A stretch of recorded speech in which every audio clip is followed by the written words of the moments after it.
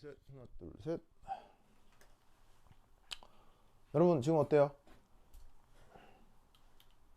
하나, 둘, 셋, 넷. 하나, 둘, 셋, 넷. 아이고, 잘 들. 오, 소녀. 너 지금은 잘 들려요? 하나, 둘, 셋. 하나, 둘, 셋. 오케이. 예. 또 셋톱박스 리셋을 했습니다. 좋았어.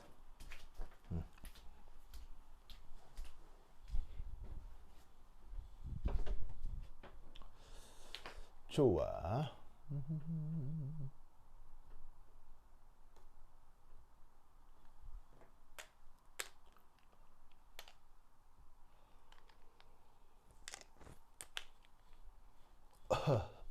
오, 좋아, 좋아.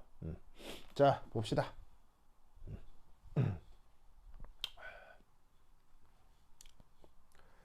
잘 들려.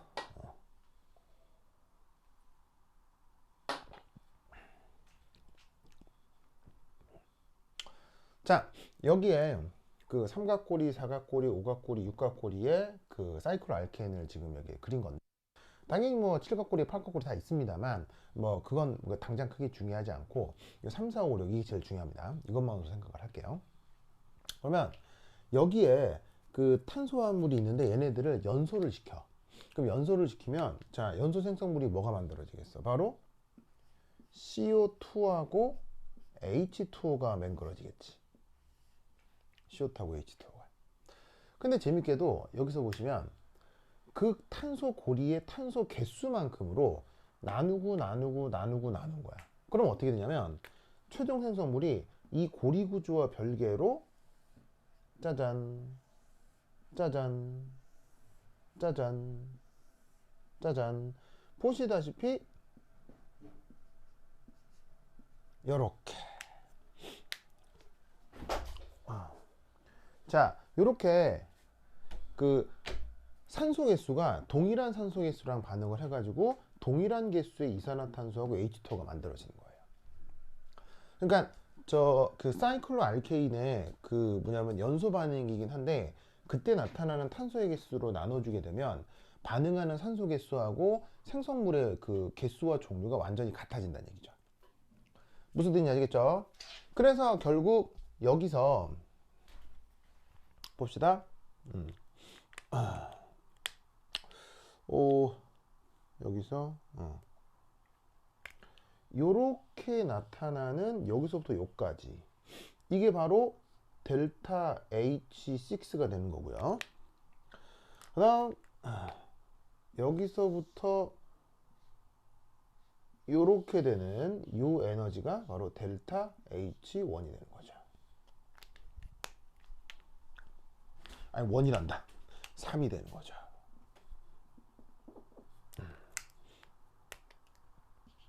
그리고 지금 여기서 얘기하는 델타 H3이다 6이다 라고 하는 건 아까 연소 반응식에서 연소 엔탈피를 어떻게 표현했어요? 델타 HN이라고 한 게 n분의 1의 델타 H 연소 표준 연소 엔탈피 탄소 n개 수소 2n개 그걸 다시 n분의 1로 나눈 거.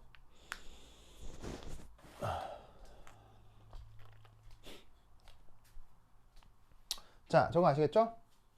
그럼 여기서 알 수 있는 건 뭐냐면 바로 이겁니다. 어차피 지금 모든 경우 연소 생성물이 동일하잖아요.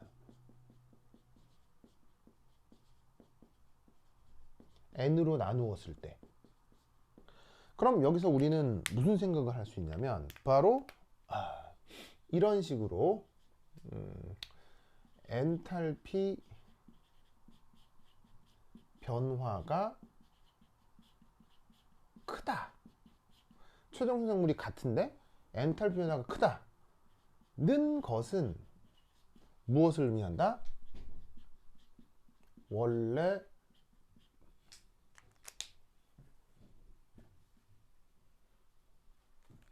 저 반응물이 더 불안정하다 는 뜻이 되는 거고요. 마찬가지로 이렇게 엔탈피 변화가 작다라는 뜻은 원래 더 안정하다. 누가? 반응물이. 저런 의미가 되는 거죠.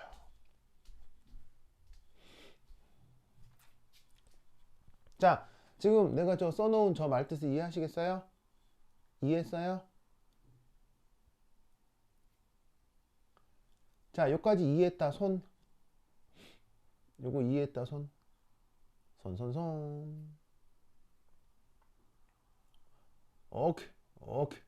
좋았어. 그렇지. 이해했죠? 오케이. 좋습니다. 그래서 이런 아이디어로, 그러니까 이런 아이디어를 적용할 수 있기 때문에 연소 반응에다가 저렇게 탄소의 개수를 나눠주게 된 거예요. 아시겠죠? 그래서 이렇게 삼각고리, 사각고리, 오각고리, 육각고리에 대해서 실제로 이렇게 연소 반응을 측정을 해가지고 그걸 n분의 1로 나눠가지고는 이렇게 그래프로 표현을 해본 거다, 이런 말이지. 뭔 말인지 아시겠죠? 알겠죠? 그랬더니 실제 실험 데이터를 도시를 해보니 묘하게도 이런 결과가 나타나더라. 그리고 이런 결과라고 하는 게 결국 뭐냐면요, 바로 여기에 있는 육각고리가 이 데이터를 조사해보니 the most stable, 전 우주에 존재하는 모든 사이클로알케인. 자, 지금은 3, 4, 5, 6 각형이 있겠죠. 3, 4, 5, 6 각형만 그린 건데 그게 아니라 7, 8, 9, 10, 11, 12, 13, 14, 15, 16 하여튼 생각할 수 있는 모든 고리 구조에 대해서 이 연소 엔탈피를 이렇게 조사를 해보았더니 저 육각고리가 가장 안정합니다. 그 어떤 누구보다도. 그리고 여기에 있는 요 삼각고리, 얘가 전 우주에 존재하는 모든 고리 중에서 가장 불안정합니다. 그걸 실제 실험으로부터 측정을 해낼 수가 있습니다. 그러니까 지금은 3, 4, 5, 6 각형밖에 없는데요, 실제로는 어떻게 되냐면 이렇게 돼요. 3, 4, 5, 6 이때 있잖아요. 7, 8, 9, 10, 11, 12, 13, 14, 15, 16, 17, 18 이렇게 계속 이 아래 진동해요. 그래서 고리가 이것만 그린 이유가 이 안에서 계속 진동하기 때문이에요. 그래서 어떤 방향으로 가면 좀 불안정했다가 안정했다가 불안정했다가 하는데 결국 가장 불리한 건 이놈이고 가장 불안한 건 이놈이에요.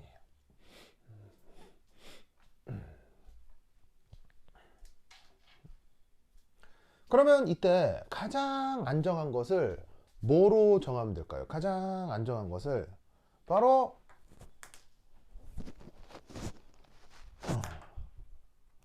얘를 ring strain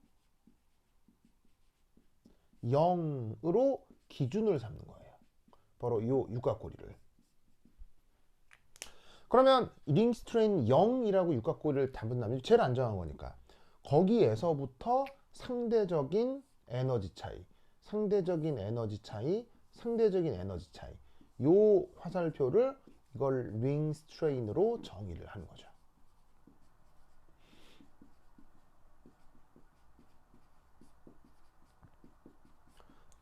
그러니까 각 사이클로 알케인마다 연소율이 있을 거고 그걸 이제 고리 개수의 탄소로 나누어서 그때 연소 엔탈피가 나타날 거 아니에요.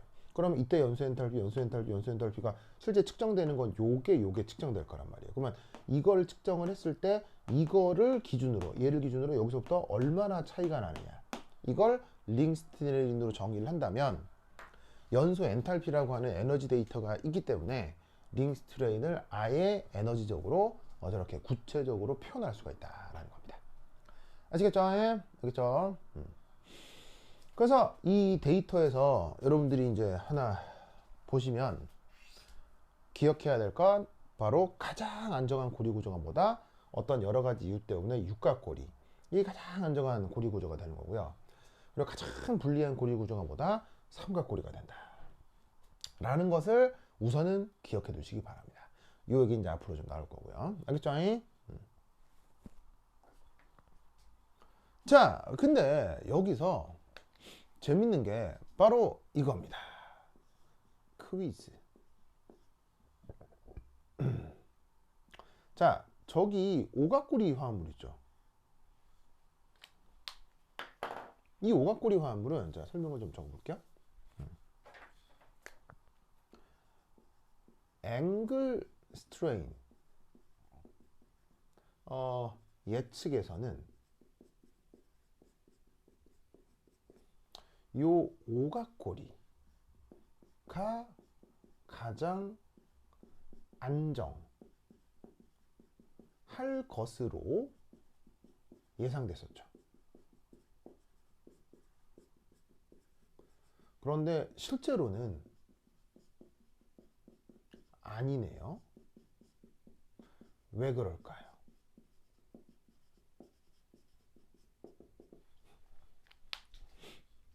아까 왜 앵글 스트레인 있었잖아요. 109.5도, 뭐 108도, 뭐 120도 이런 것 등등이 있었는데 그 각도 예상을 할 때는 저기에 있는 오각구리 화합물이 제일 안정할 걸로 예상이 됐었거든요.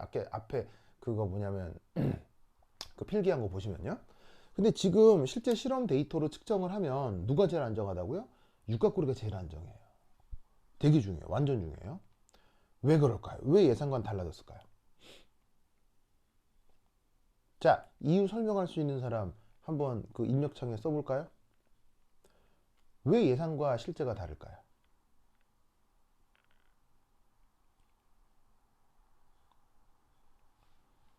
자, 이유 써볼 수 있는 사람 있겠어요? 자연의 섭, 자연의 섭리. 좋습니다. 자연의 섭리.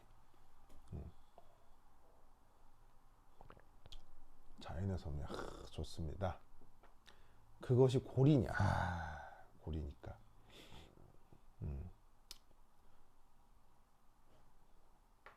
서윤이 정답.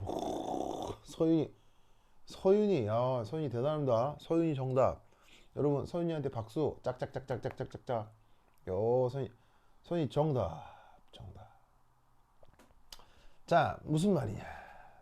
서윤이 대단합니다. 대단합니다. 아이고.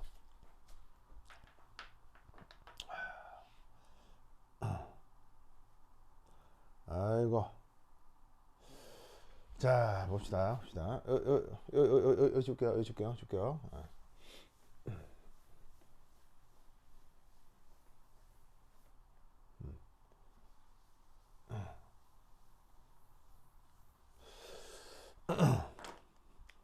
아유, 어디 갔어? 자, 이게 뭐냐면, 여러분, 그, 말싸움이라고 하는 게 있죠. 말싸움.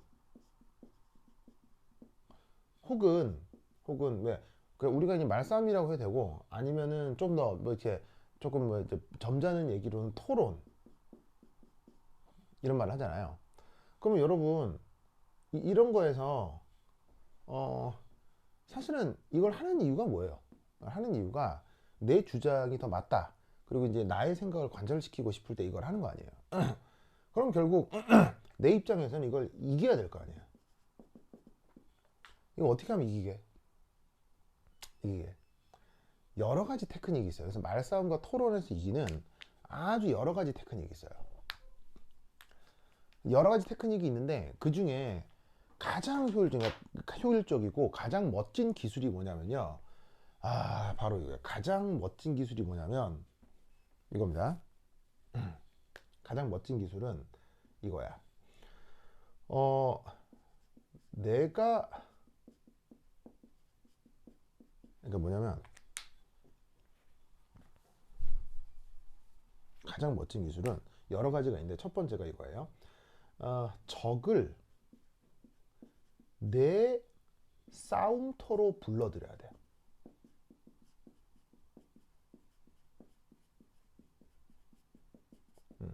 이게 말싸움과 토론에서 가장 중요한 테크닉 중에 하나예요. 자, 이게 뭐냐면요. 최근에 있었던 얘기인데 지금 여러분 아시다시피 그거 지금 이제 곧 이제 뭐냐면 대통령 뽑는 거 알죠? 그래서 어느 당에 누구, 어느 당에 누구 이렇게 해서 이제 뭐냐면 나와가지고는 거기서 뭐 누가 되겠죠, 되겠죠. 근데 내가 여기서 뭐 누가 돼야 된다 뭐 그런 정치적인 얘기를 하려고 했던 게 아니고 이 대통령 후보들이 이 뭐냐 후보들이 이제 토론을 하는 어떤 장면이었어요. 진짜 그러니까 저번 주에 있었던 토론이에요. 거기서 어떤 한 부분에 대한 얘기를 해드릴게요. 자, 어떤 후보가 또 다른 후보한테 공격을 해요. 자, 어떻게 공격을 하냐면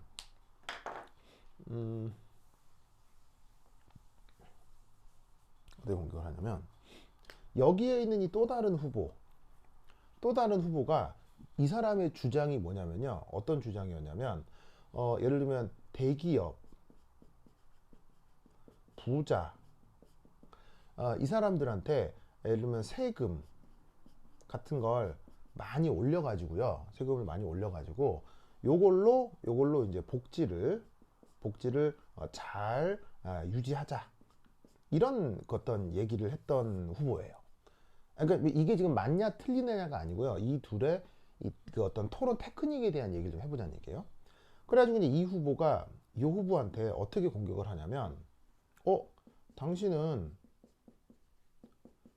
부자와 대기업을 매우 싫어하는 사람이냐? 이렇게 공격을 하는 거예요.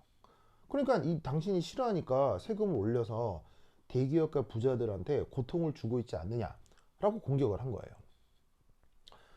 그래서 그래서 세상에 부자가 무슨 죄냐, 대기업에서 기업 활동을 하는 게 무슨 죄냐, 이 사람들이 왜 죄가 있느냐, 그런데 왜 이 사람들만 이렇게 고통을 부과하느냐라고 공격한 거예요. 그러니까 자, 지금 내가 하고 있는 얘기는 그 여러분들의 뭐 정치적인 의견을 뭐 내가 뭐 테스트한 그게 아니고 아주 이 말싸움과 토론에 대한 테크닉에 대한 얘기예요. 자, 그러면 그러니까 여러분들 입장에서는 이 후보의 가치를 더 중요하게 생각할 수도 있고 이 후보의 가치를 중요하게 생각할 수도 있으나 그게 아니라 단순 말싸움, 토론 입장에서 여기서 이 사람이 이기려면 어떤 테크닉을, 이 사람이 이기려면 어떤 테크닉을 써야 되는지를 지금 알아보자는 얘기예요. 그랬더니 이 또 다른 후보가 어떻게 답을 하느냐. answer. 딱 시작하는 말이 뭐냐면 정치란 이런 말을 써요. 정치란 그 사회의 남는 자원을 가져다가 부족한 곳으로 보내 사회 전체의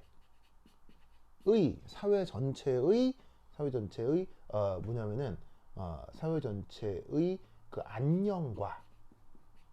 안녕을 유지하는 것.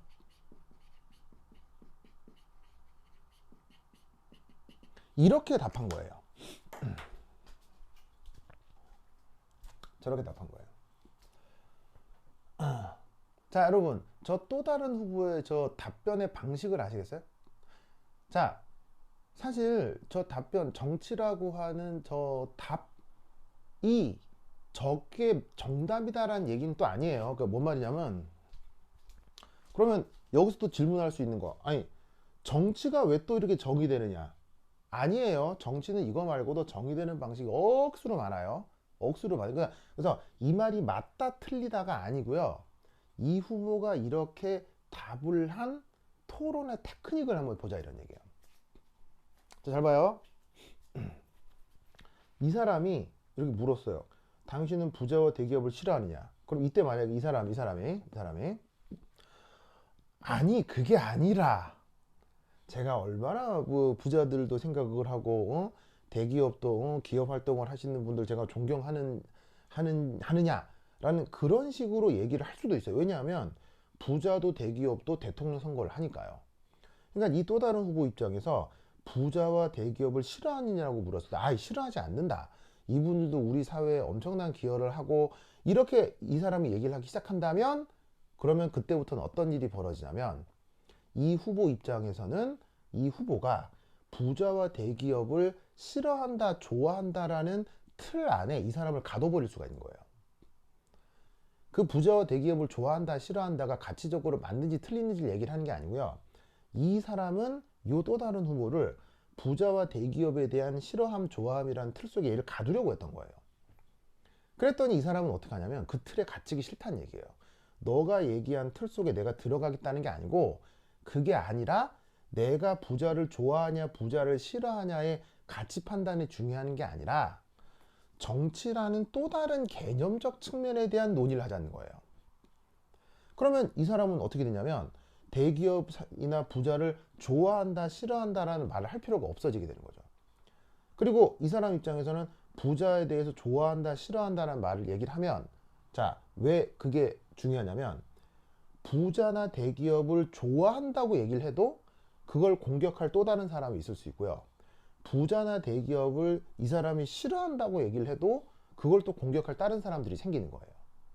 그러니까 이 사람은 이 부자나 대기업을 좋아한다고 얘기하나 싫어한다고 얘기하나 이 사람의 입장에서는 득이 없는 거야. 그걸 알고 이 양반이 이렇게 공격을 하는 거예요. 그러면 이 사람은 이 프레임 안에서 갇혀 있으면 안 되고요.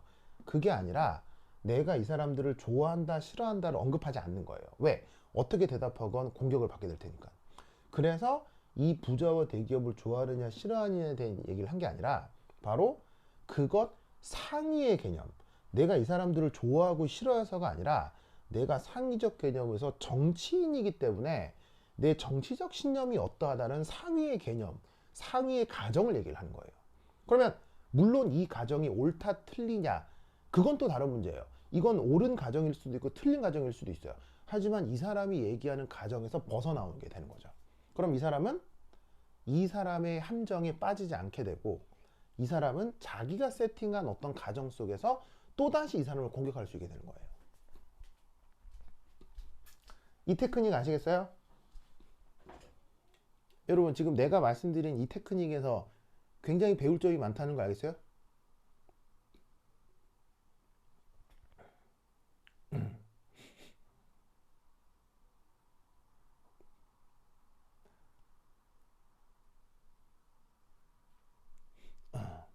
요 테크닉 예.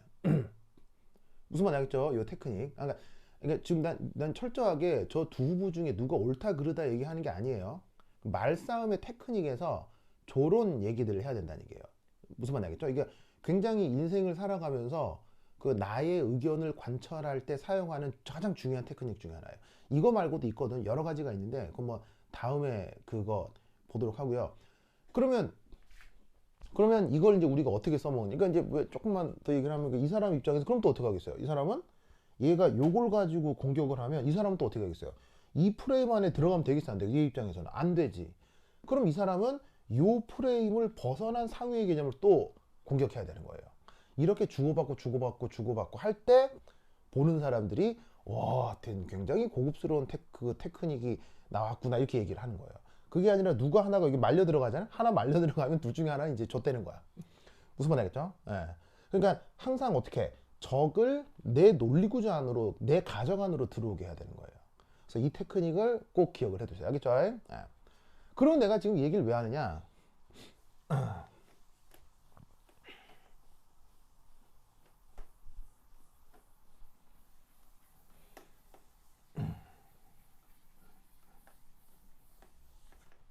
자, 보시다시피 이게 아까 안정할 것으로 예상되었잖아요. 자, 하지만 실제 실험을 해봤더니 가장 안정하지 않죠.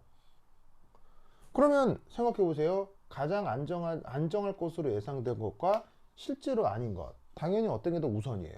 이게 당연히 우선적이죠. 왜? 이건 실험 데이터니까요.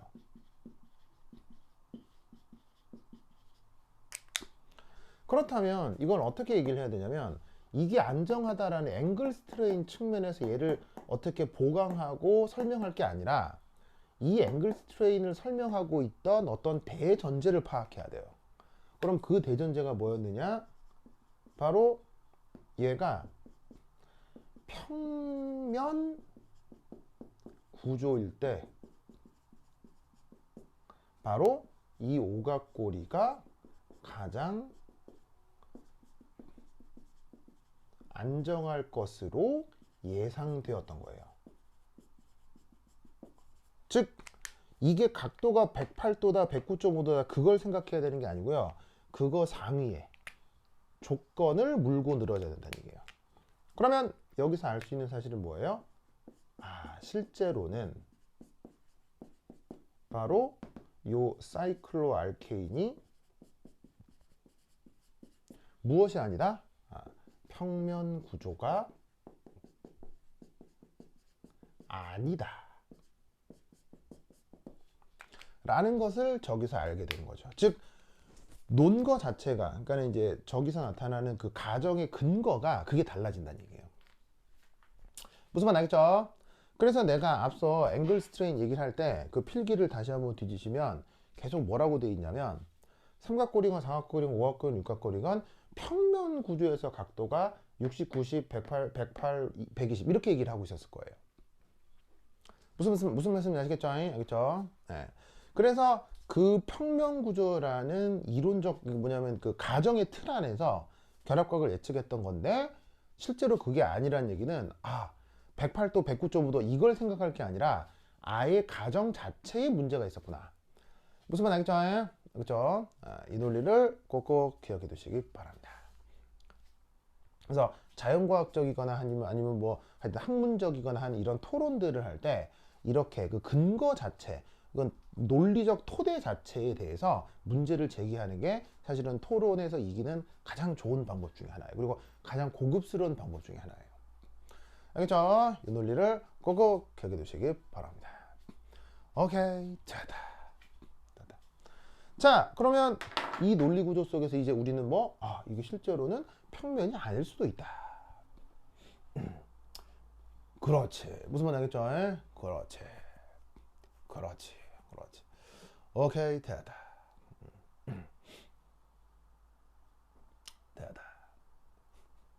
자, 그 다음 봅시다.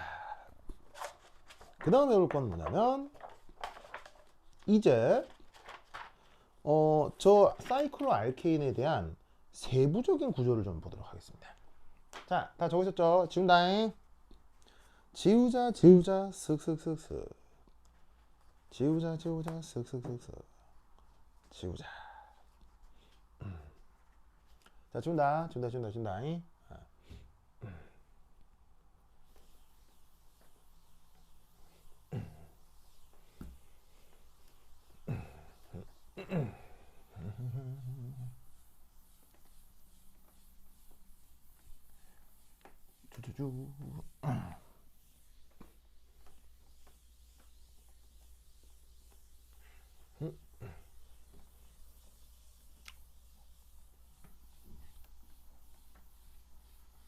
이거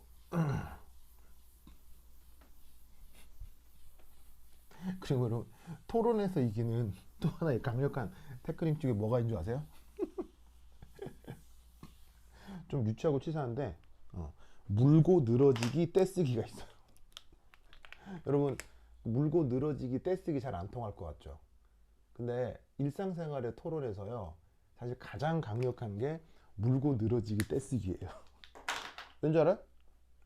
많은 사람들은 그 토론과 말싸움 과정에서 엄청난 육체적 피로를 느끼거든요. 그걸 활용하는 거예요. 그래서 물고 늘어지기 떼쓰기 하면요 진짜 통해요. 자, 그 다음 봅시다.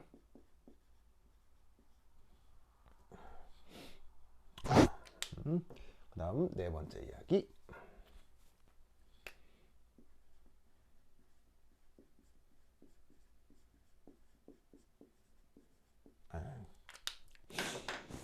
아이고 글자가 틀렸네.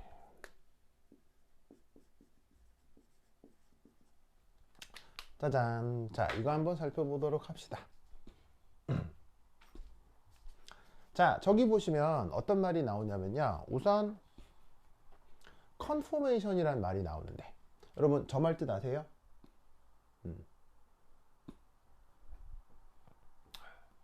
컨포메이션. 자, 당연히 우리가 배운 말이었을까요? 안 배운 말이었을까요? 당연히 배운 말이었습니다. 우리말 번역은 뭐죠? 컨포메이션. 자, 컨포메이션. 우리말 번역 뭡니까? 바로 형태죠. 형태. 그래서 이 형태 중에 뭐가 있었냐면요. 기억날란가 모르겠는데, 예를 들면은 뭐 스태거드, 그 다음에 이클립스트. 예, 철자 맞아. 립스트.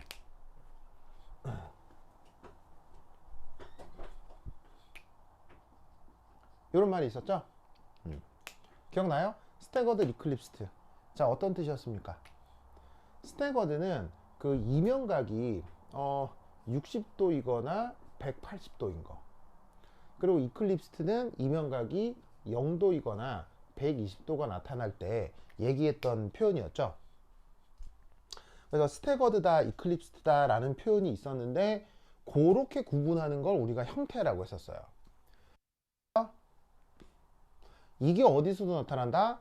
지금 우리가 언급하려고 하는 사이클로 알케인에서도 나타날 수 있다, 이런 말이에요. 아시겠죠? 그래서 우리가 그냥 알케인에서 막 스태거드, 이클립스트, 고시 스태거드 막 이런 식의 표현 썼었던 거 있죠. 신 이클립스트 이런 거, 그런 걸 사이클로 알케인에서도 조금 적용을 해볼 건데, 우선 첫 번째 아주 유명한 녀석 4.1의 사이클로 프로페인, 요거 얘기부터 한번 해보도록 하겠습니다. 자, 여러분, 사이클로 프로페인이니까 몇 각골이야요? 바로 짜잔, 삼각골이 화합물이 되겠죠. 아이고, 됐죠? 자, 그럼 이 삼각골이 화합물에 대해서 기림을 기려볼게요. 기림을 기려보자. 자, 그래서 삼각골이 화합물에 대해서 첫 번째 1, 립체 구조. 뭐 당연히 분자식은 어떻게 되겠어요? 삼각골이니까 탄소 3개고 수소는 6개가 있는 거겠죠. 자, 그럼 얘 입체 구조는 어떻게 되느냐? 이건 아까 사실 뭐시기냐, 그거 아까 시스트랜스 아이소모리즘 할 때 얘기가 살짝 나왔었는데, 자, 그림을 이렇게 그려주면 되겠네요. 슉 하고 짜잔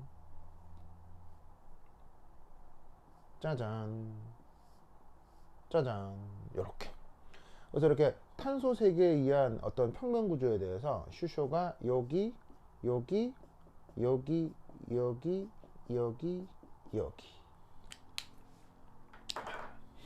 이렇게 붙어 있어서 얘기하나요? 됐죠? 이때 편의상 요 평면을 기준으로 상대적으로 위에 있는 슈쇼들을 이렇게 빨간색으로 표현을 해볼게요. 업 방향인 애들을. 그리고 상대적으로 아래쪽에 있는 녀석들을 이렇게 다운이라고 표현해 볼게요.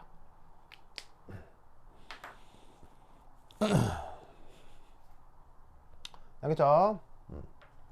자, 이때 탄소들의 넘버링을 좀 해봅시다. 얘를 1번 탄소, 얘는 2번 탄소, 얘는 3번 탄소라 해보자. 이때 또 하나 재미있는 사실, 여기 각도 몇 도겠어요? 바로 60도겠죠. 자, 앞선 논리에 의해서 사이클로 알케인은 그 탄소 사슬이 평면 구조가 아니라고 했죠. 그런데 생각해보면 삼각고리 화합물 사이클로 프로페인은 저건 어쩔 수 없이 평면 구조가 돼야 돼요. 왜 어쩔 수 없이 평면 구조가 돼야 할까요? 탄소가 3개밖에 없으니까요. 원자 3개 혹은 점 3개로는 무조건 평면이 기하학적으로 나타날 수밖에 없잖아요. 그래서 사이클로 알케인이 보통 평면이 아닌 건 맞지만 이 삼각고리 화합물은 진짜 평면이어서 어쩔 수 없이 각도가 60도, 60도, 60도가 되게 되어 있습니다.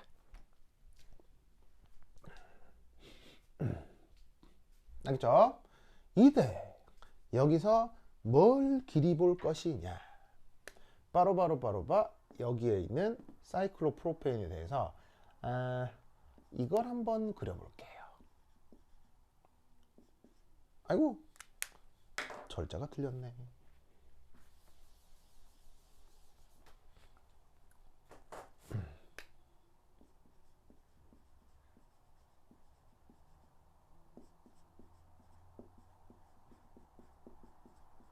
여러분 요거 기억나요? 뉴먼 프로젝션? 그 뉴먼 프로젝션 이 삼각구리 화합물에 대해서도 그려볼 수 있어요. 그 뉴먼 프로젝션을 위해서 자 시선을 어디에 처리할 거냐? 여기는 요 결합선을 향해서 를 들이댄다 는 을 들이대고 나타나는 정사형 이미지를 한번 그려볼게요. 그럼 어떻게 되느냐? 바로 봐. 요렇게 된다는. 짜잔. 아이고, 예쁘지가 않네. 자, 짜잔.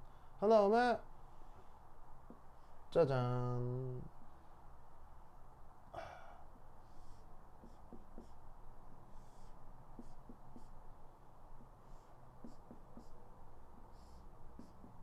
요렇게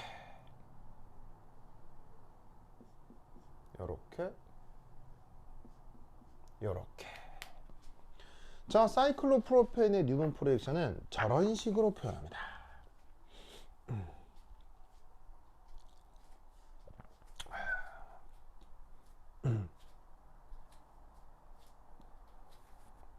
자, 보이세요? 여기에 있는 이 입체 구조하고요, 이 뉴먼 프로젝션이 지금 1대1 대응이 됩니까? 자, 어떻게 된 거냐면 지금 우선 정면에 바라보이는 1번 탄소, 그게 지금 요 놈이에요. 그리고 그 뒤에 있는 2번 탄소는 저 뒤에서 가려서 안 보이겠죠. 그리고 여기 3번 탄소가 지금 이건데 뉴먼 프로젝션 상에서 무슨 이중결합처럼 보이죠? 이게 실제로는 뭐냐면 1번 탄소와 3번 탄소의 결합선, 2번 탄소와 3번 탄소의 결합선을 이렇게 마치 이중결합선처럼 그리고 있는 거예요. 자, 그리고 거기 붙어 있는 업 방향의 빨간색 3개의 수소, 바로 요놈, 요놈,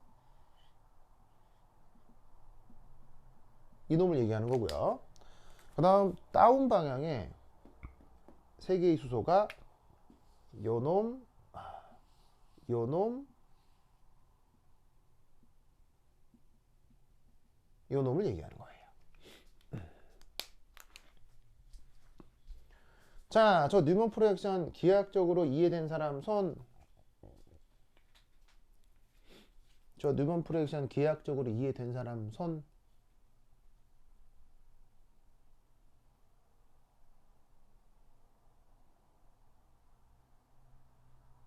오케이, 됐습니다. 자, 그럼 이때 여기서 우리는 뭘 할 수가 있냐면요. 얼라리요? 여기서 요 두 개의 수소 사이에 이면각이 몇 도라는 걸 알 수 있죠? 0도구나. 이면각이 0도구나.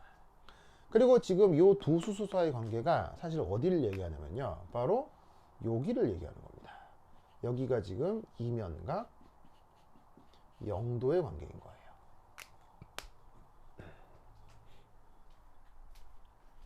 아시겠죠?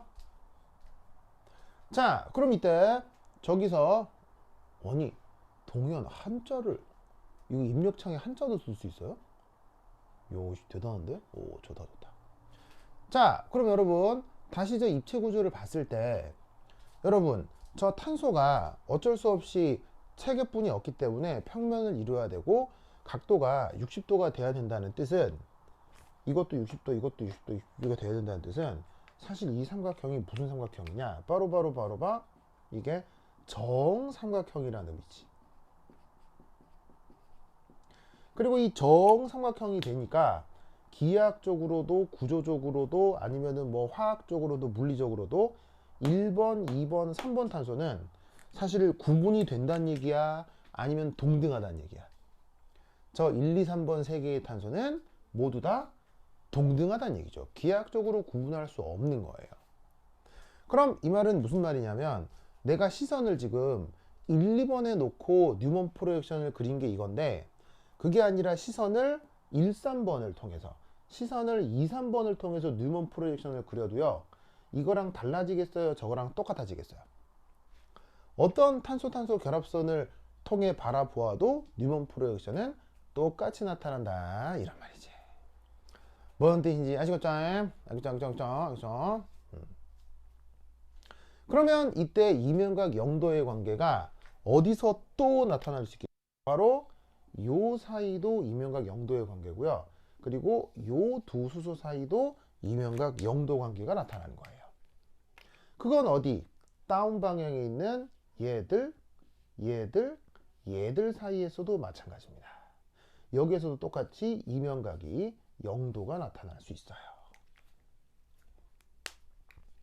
아시겠죠? 그래서 사이클로프로페인의 저 뉴먼 프로젝션 상에서 이면각 영도를 발견하게 되고요. 오! 이면각 영도면 요건 몇 도겠어요? 저긴 몇 도겠어요? 저기 몇 도겠어요?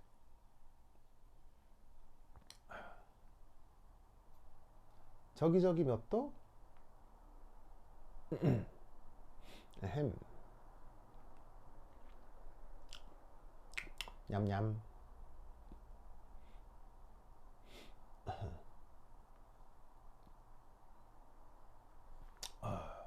저기 몇 도겠어요? 아이고.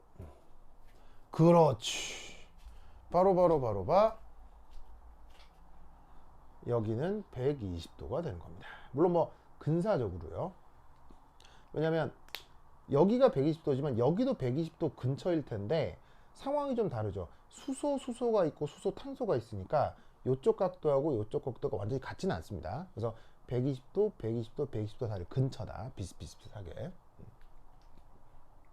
그래서 이 뉴먼 프로젝션 상에서 이면각이 잘 보세요. 0도하고 120도죠. 아? 이면각이 0도하고 120도 이게 뭐죠? 이면각이 0도하고 120도 이게 뭐죠? 바로 지금 언급하고 있는 사이클로 프로페인은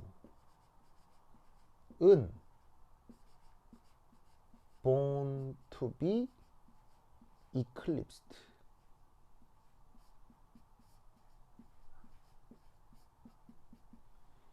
태어나기를 이클립스트로 태어난 거예요.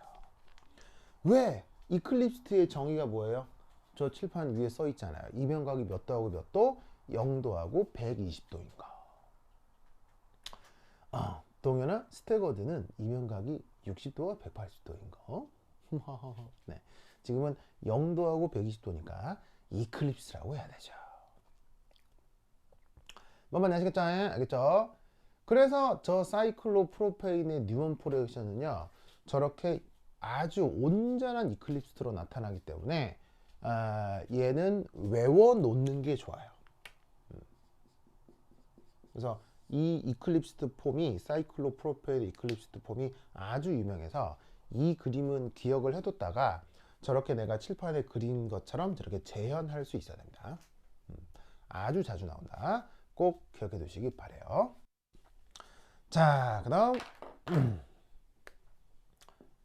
이 녀석에 대한 링 스트레인 이게 어떻게 될지 생각해 보도록 하겠습니다.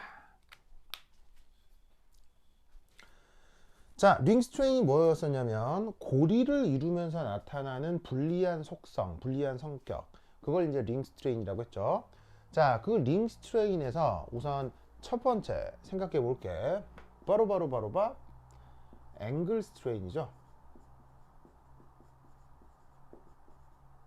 바로 탄소 고리 사이의 결합각, 여기 얼마나 스트레스가 생기냐는 건데 지금 탄소를 중심으로 각도가 몇 도일 수밖에 없어요. 원자가 3개밖에 없으니까 60도일 수밖에 없잖아요. 그런데 원래 단일결합하는 탄소의 가장 안정한 각도가 109.5도죠. 109.5도에 대해서 60도가 됐다는 얘기는 각도 변형이 가장 많이 된 거겠어요? 가장 적게 된 거겠어요? 바로 각도 변형이 가장 많이 된 것입니다.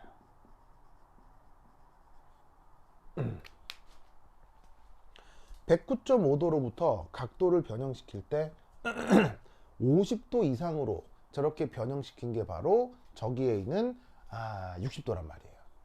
즉 탄소를 가지고 고리 구조를 만들 때 탄소의 각도 변형이 가장 심한 게 바로 저 사이클로프로페인입니다. 그래서 사이클로프로페인은 앵글 스트레인이 세상에 존재하는 모든 사이클로 알케인 중에서도 가장 결합각이 심하게 변형된 것입니다. 자, 그래서 또 하나 재밌는 건 여기선 토셔널 스트레인도 상당히 큰 편입니다. 여러분, 토셔널 스트레인 언제 나타난다고 했죠?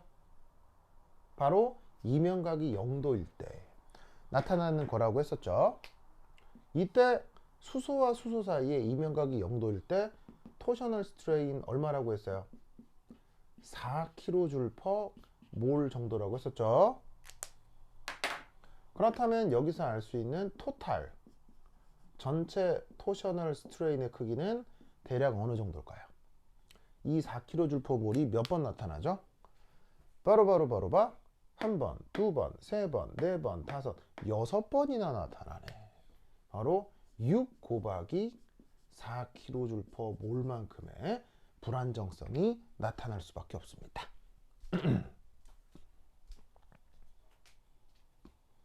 알겠죠? 그렇다라고 하면 앵글 스트레인도 크고 앵글 스트레인은 큰 정도가 아니라 제일 크고 토셔널 스트레인도 꽤 많고, 그럼 결국 여기서 알 수 있는 건 뭐다? 요 삼각고리는 가장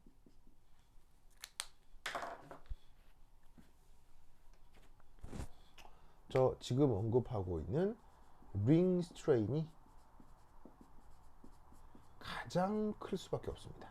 전 우주에 존재하는 모든 사이클로 알케인에 대해서. 아시겠죠?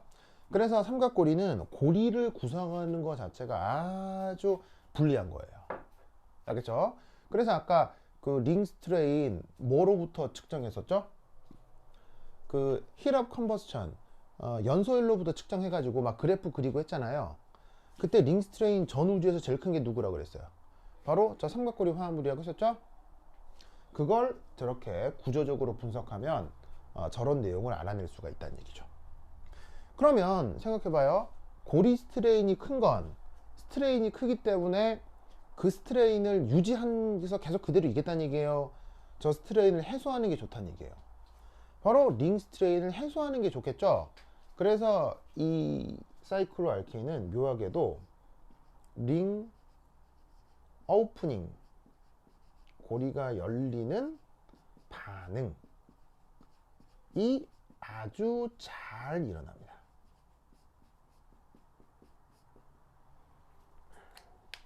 그래서 쟤는 마치 무슨 스위치 같아서 톡 건드리면 탁 이렇게 마치 왜 그거 있잖아요. 그거 쥐덫 같은 거. 쥐덫 같은 게 대표적으로 강력한 링 스트레인을 이용하는 거죠. 그래서 뭐 이렇게 어떤 뭐 쥐 같은 동물이 와서 쥐덫의 일부의 기계적인 구조를 손으로 탁 치면은 그 쥐덫이 팽 해가지고는 그 링 스트레인이 풀리는 방향으로 작동을 하게 되죠. 그래서 마찬가지로 이 삼각형 고리 화합물도 링 스트레인이 크기 때문에 그게 열리는 방향의 반응이 굉장히 잘 됩니다. 그래서 어떤 반응이 일어날 수가 있냐면 여기 삼각고리 화합물 있잖아요. 여기다가 수소 기체를 반응시켜요. 물론 그냥은 안 되고 짜잔 이런 식의 이제 읽을 때는 팔라듐이라고 있습니다. 그 주기율표상에 나오는 팔라듐인데 얘가 여기서 뭐로 전이금속 촉매입니다. 뭐 이게 어떻게 작용하는지는 나중에 배워보도록 하고, 여하튼 이걸 활용하게 되면 이 삼각고리 화합물의 고리 구조가 탱 하고 깨집니다. 깨지면서 이 두 개의 수소가 짜잔 짜잔 일이 붙는 거예요. 그래서 이 두 개의 수소가 누구냐면 바로 여기에 있는 이 수소인 거죠. 얘가 붙으면서 이제 각도가 어떻게 되느냐. 자, 원래 각도가 몇 도였죠? 60도였죠? 근데 고리가 탱 열리면 이 근처가 109.5도 근처로 바뀌는 거예요. 그래서 삼각고리 화합물에서 고리가 열리면서 앵글 스트레인이 확 해소가 되는 거죠. 그래서 저 삼각고리 화합물들은 저런 전이금속 촉매에서 수소기체만 반응을 해도 고리가 탱 열리는 저런 반응이 나타날 수 있습니다. 뭔 뜻인지 아시겠죠? 사이클론 알케인 중에 사실은 시험에도 잘 나오고 중요하게 다뤄지는 구조가 지금 언급하고 있는 저 사이클로 프로페인이라는 거 꼭 기억해 두시기 바라고요. 완전 중요하다. 중요해. 그 논리 저 기억해 두시고, 특히나 뉴먼 프로젝션은 꼭 외워 주시기 바래요. 자, 그럼 삼각형 했으니까 그 다음 몇 각형 해볼까요? 사각형 해볼 텐데, 그 사각형 얘기보다 조금 쉬었다 보도록 하겠습니다. 판시 카톡 세요.